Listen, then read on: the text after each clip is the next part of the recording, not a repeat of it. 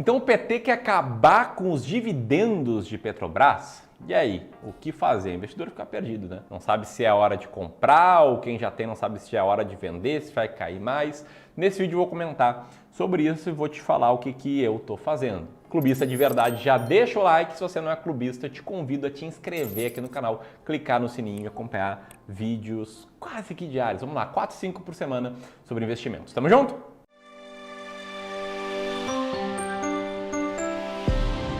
Gleisi Hoffmann, a presidente do PT, comentou o seguinte hoje: passada a eleição, volta a sangria na Petrobras. Eu li isso e pensei, cara, volta a sangria? O que está acontecendo, hein?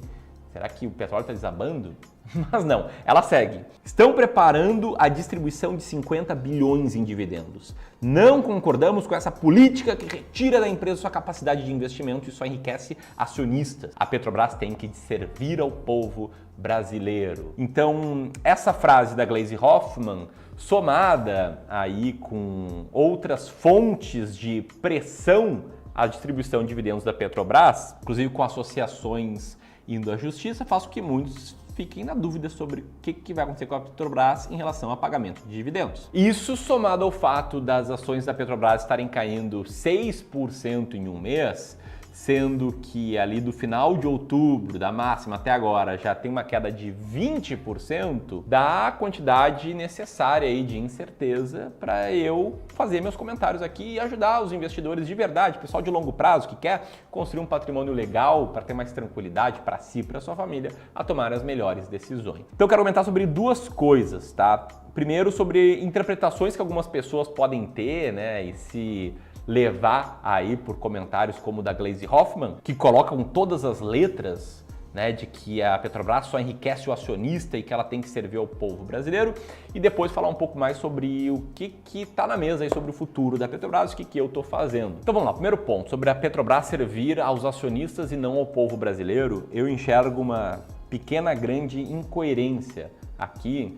E para te explicar essa incoerência, eu quero te mostrar essa tabela aqui. Essa tabela é a tabela de posição acionária da Petrobras e você pode ver que a União Federal ela tem 50% das ações ordinárias da Petrobras e 28% das ações totais, e o BNDES tem também 6,9 mais 1, né? Tem quase 8% das suas ações. Ou seja, o principal acionista da Petrobras é a União, né? A União somada ao BNDES, que no limite somos nós, sou eu, é o Gleison que está aqui comigo, é você que está assistindo. Muitas pessoas confundem União Federal com partido político, mas não, é a União, né? A União são os brasileiros. Em outras palavras, quando a Petrobras distribui dividendos, uma parte desses dividendos, uma parte relevante, vai para a União. E aqui, como bem mostrou o Saulo Godoy no Twitter, um cara que eu admiro bastante, todo esse recurso vai para o Tesouro Nacional e não tem destinação obrigatória. Ou seja, aumenta a arrecadação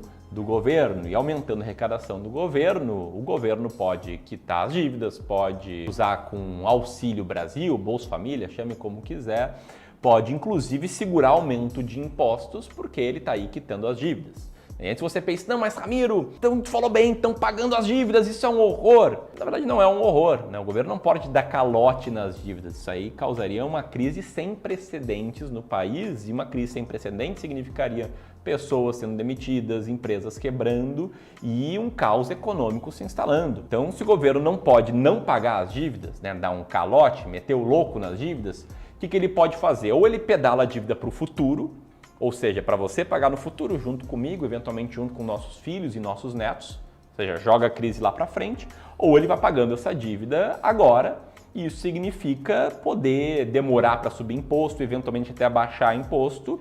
Em outras palavras, todo mundo sai ganhando. Ainda assim, você pode pensar algo como esse meu seguidor lá do Instagram, @RamiroGomesFerreira, comentou, né? Poxa, uma política de lucros não é ruim, não seria melhor dar para a população baixando o combustível? E aí eu entendo esse ponto de vista, né? O cara tá ali super bem intencionado, querendo entender o que eu penso, mas a verdade é que a Dilma tentou fazer isso lá atrás, tentou segurar o preço dos combustíveis de forma artificial para segurar a inflação, para ser reeleita presidente, e quando a conta chegou, ela chegou muito forte. Por quê? Como eu respondi, não tem como conter artificialmente preço na economia e a parada dá certo. É só olhar toda a tragédia que está acontecendo aqui em Venezuela, em Argentina, e tu vê que parte do modus operandi incluiu congelamento de preços e o problema não foi resolvido por causa disso. Mesmo aqui no Brasil, na época de hiperinflação, aqueles planos econômicos fracassados que pretendiam congelar preço, nenhum deu certo, né? Como eu falei, planos econômicos fracassados. Ou seja, a conta chega como inclusive chegou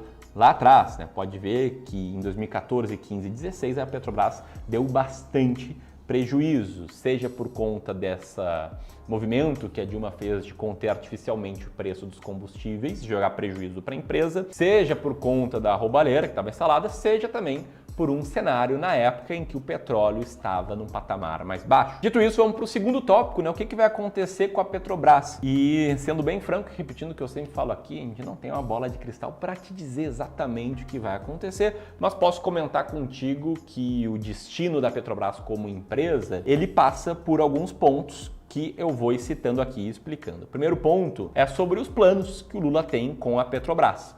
Tá, e o Lula deixou claro que um dos planos é interromper a venda de ativos, outro é ampliar a capacidade de produção de derivados, o terceiro é transformar numa empresa de energia, não de petróleo, e também deixou bem claro que não vai privatizar a empresa. O segundo fator é sobre a própria política de preços da Petrobras. E aí, o que a gente tem historicamente, tá? A gente viu muitas críticas do Bolsonaro à política de preço da Petrobras e aquele troca-troca lá de presidentes da empresa, que eu sempre critiquei aqui. Inclusive, né, os preços eles foram segurados ali durante a reta final da corrida eleitoral, como bem mostra, né, meu amigo Zé, do Clube do Pai Rico. Mas a gente não sabe exatamente o que o governo do PT vai fazer. O que a gente sabe, como eu te falei, que eles tentaram fazer lá com a Dilma e não deu certo.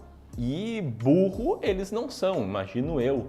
É que não vão pegar um erro claro que cometeram no passado e vão repetir no futuro. Mas de qualquer forma, o ponto é que não está claro o que eles vão fazer e talvez um medo de interferirem muito na política de preços tenha contribuído já para essa queda de 20% do ponto máximo ao mínimo de Petrobras. Terceiro ponto que a gente tem que levar em consideração aqui, que é totalmente incontrolável, é sobre o preço do petróleo. Sim, a roubalheira que rolava solta na Petrobras lá atrás e junto com a política de congelamento de preços de combustível, ela contribuiu para a Petrobras dar prejuízo.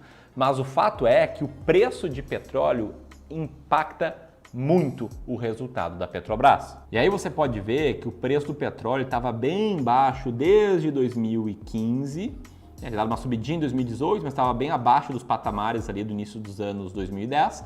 E agora ele está próximo ali de $100, a $94. Ou seja, ele está bem mais alto há um bom tempo do que a média recente, né? Ali dos anos 2018, 19 e 20. E a prova de que isso é relevante é que em todo o resultado trimestral que a Petrobras faz, ela destaca a evolução do preço do barril de petróleo e também da relação cambial, né? A relação entre real e dólar, no slide que eles chamam de ambiente externo. Ou seja, tem muita incerteza na mesa. Agora, o que você vai fazer, Ramiro? Me conta aí. Bom, vamos lá, né? Eu sempre gosto de não me posicionar como dono da verdade aqui. Na verdade, sou só mais uma pessoa, tudo bem? Trabalho no mercado financeiro, mas tentando tomar boas decisões para preservar e multiplicar o meu patrimônio e o patrimônio dos meus clientes no longo prazo. Ou seja, eu respeito quem pensa de um jeito diferente, eu respeito quem tem a regra de não comprar estatais, mas a minha regra de investimentos é comprar as ações mais baratas da bolsa.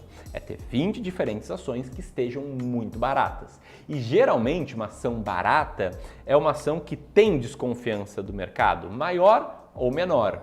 E o fato é que já faz tempo, desde janeiro desse ano, que a Petrobras tem muita desconfiança por parte do mercado. Por isso que nos primeiros dias de 2022 eu comprei ações da Petrobras, eu falando aqui em nome do Clube do Valor, né? A gente comprou ações da Petrobras do nosso fundo de investimento em ações para todos os nossos clientes de Wealth Management e Advisor. A gente comprou a um preço médio de R$ 28,94, a gente já recebeu R$ 13 de dividendos por ação. Nesse momento que eu gravo o vídeo, a cotação está a R$ 30, ou seja, digo mais ou menos 4, 5% na variação do preço da ação. E somado os dividendos, a gente já recebeu aí um retorno, teve um retorno de 51%, que é uma das nossas melhores ações nesse ano. E eu genuinamente não sei o que vai acontecer daqui para frente. Eu não sei se os temores que existem em relação à Petrobras e que são justificados, né, por conta de bobagens como essa que a Glaze falou, vão se tornar realidade, ou se vai ser mais uma bravata. Assim como sempre que o Bolsonaro falava, temos que rever esse plano aí de preço, e não mexia tanto nele, ou não mexia nele, a gente viu que era mais falação e menos execução, menos prejuízo à empresa como um todo. Se você pensar, não, mas Ramiro, tem muito risco, para mim é muito arriscado, pode cair muito. Eu concordo contigo, Petrobras pode cair muito, assim como qualquer ação na bolsa. Por isso eu tenho outras 19 ações, por isso eu tenho também ações norte-americanas, fundos imobiliários, e por isso a gente, antes de fazer qualquer coisa na carteira de qualquer cliente nosso, a gente faz uma análise dessa carteira. Uma análise da carteira e também da pessoa que tem essa carteira, porque eu acredito que o melhor investimento não existe, depende de pessoa para pessoa. Então, para eu falar qual é o melhor investimento para ti, eu tenho que te conhecer teus objetivos, tua experiência com investimentos, onde é que tu quer chegar, como é que tu investe hoje. E é isso que a gente faz aí para os nossos clientes. A gente começa com uma análise de carteira, dá uma olhada aí em como é que essa carteira é investida, faz nossos comentários sobre pontos de melhoria, olha ativos por ativos, sugere melhorias aí nessa jornada e desenha uma nova carteira de investimentos. Isso faz parte dos nossos serviços. E se você tiver aí mais de 300 mil reais para investir no longo prazo, a gente está oferecendo aqui por alguns dias tocar esse processo de análise de carteira de forma gratuita. Inclusive, eu vou deixar um link aqui, tá? Para você saber mais sobre isso. E se você gostou do que eu comentei até aqui e quer saber quais ações a gente está comprando nesse início de mês de novembro, vou deixar um vídeo bem complementar a esse que eu explico melhor a minha estratégia. É isso aí, um grande abraço e até mais.